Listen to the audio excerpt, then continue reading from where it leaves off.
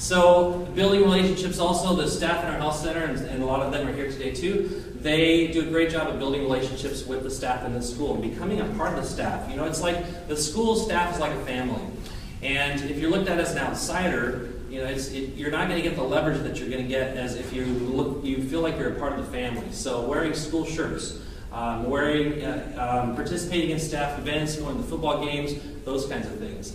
And then communicating frequently. Every time you communicate at all, it's a little bit more exposure to everyone in the school, whoever you're communicating with, whether it's email or whatever. And it's one more brick in that wall of building a strong relationship. Who really runs the school?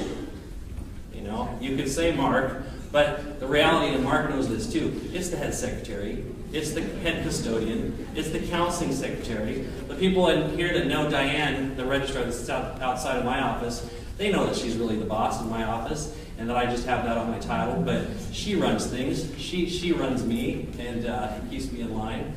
And then the very last one, don't mean to offend any of you health people here, but donuts go a long way. They went a long way with us, or fruit, or yogurt, or just food in general. Food goes a long ways to get people to a meeting, to get people engaged, and so on.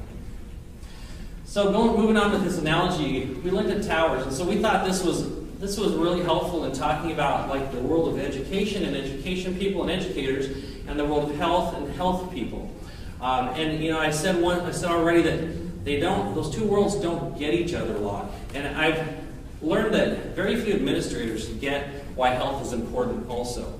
And Mark and I were talking even earlier today that he knew that it was important because of his experience. But very few administrators really understand it. And their focus, and Mark talked about, if he hadn't known that, if he hadn't been exposed to like the school-based health center model and just the ways that that would help students, his focus would have been on student achievement only. And the way he would have done that would have been by just coaching up his teachers.